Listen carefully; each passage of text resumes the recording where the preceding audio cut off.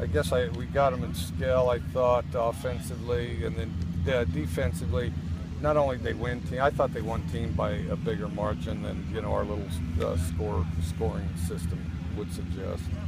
What have you seen from the defensive line so far these past couple of days? It seems like they've been kind of getting pressure on the quarterbacks. Very active. They play low. They run their feet. Good technique overall, playing hard. And the other thing, when they play together and transition on their stunts and things, where it's all synchronized, it's really tough. And how nice is it to see the defense perform? I know on the backside you have to deal with whatever's going on in the offense, but a few years ago, I don't think that you guys were having this kind of defense performance to practice against all the time. No, we weren't, but I think that I think they keep getting better and better. I think it appears, and it's hard to gauge because if you're getting better on offense and getting better on defense, both there'll be some stalemate, so it gets a little hard to gauge. But I do think we're better, and I think we're quicker on the defensive line, and we're better at pass rush.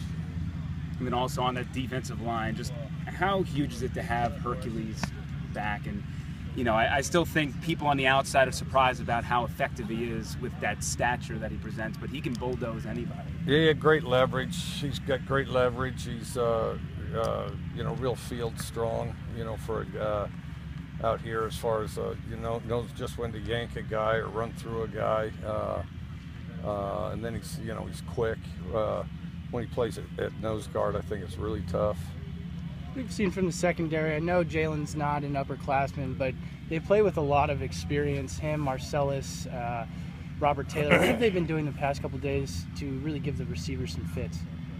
Well, I don't think they've been giving them fits, but I think that they're competitive, and I think that Jalen in particular is just real fast and explosive, and he's almost a smaller version of Hercules in that if he grabs something, he flings them, and then it'll just go flying. But I think a lot of energy, and so he started pretty much every game since he's been here.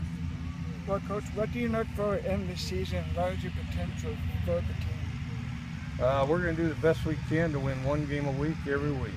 So we're looking forward to that. Coach, what's it been like to kind of see other people's stories that have kind of shared the same type of deal with the sovereign immunity?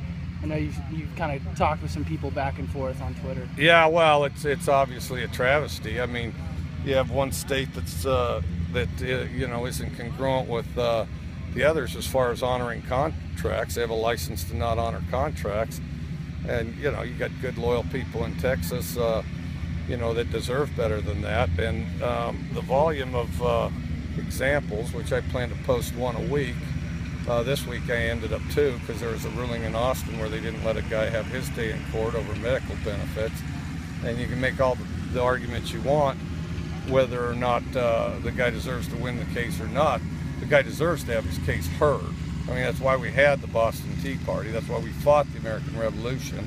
That's why we have brag about all these rights we allegedly have, and yet, the dubious state leaders will go and renege on a contract. I mean, why even have a contract? And it's ridiculous. And but I got more than enough examples that I'll be able to post them.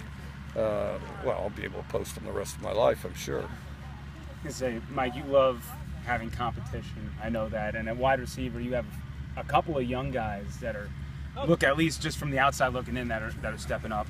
How much does that put pressure onto the guys who are already here, and how much do you just love the nature of competition?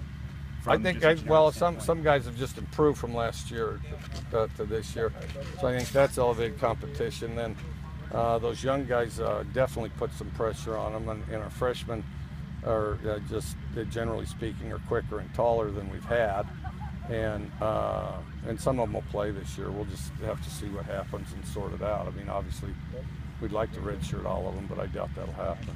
Yeah, how many receivers do you guys normally travel with, Mike? Do you anticipate taking more? I've got that all written down. I should 8, generally 8. Do you anticipate taking more than that this year? We end up with more based on special teams. Somebody may have a role on special teams, so then they go, and then me step in and play some. So. How do you evaluate, like, when, as far as receivers go, whether you redshirt a guy or whether you just have him return kicks or punts this year if you can't break the rotation? Well, if they can return kicks or punts, or if they have a role on special teams, we're not going to redshirt them either. But basically, if you're in the two deep, you don't redshirt, and if you're not in the two deep, you do. So. You guys are moving back to Pullman Friday to scrimmage. What was the decision to do that? Just that a good transition time, middle of the day, and then also we'll be playing on that surface for 5 straight games to start out, so that helps, Can you talk about Cole Madison's kind of emergence as a vocal leader? You talked about something you really wanted to do this year, and the last few days you can always hear his voice after breakdowns and whatnot. Yeah, he did quite a lot of that last year, and I thought did a good job of it last year. And he's always been kind of a mixture of intense, fun guy, and sort of captures their attention. And anything that creates energy, I think, is very positive. Okay, to go to the coach.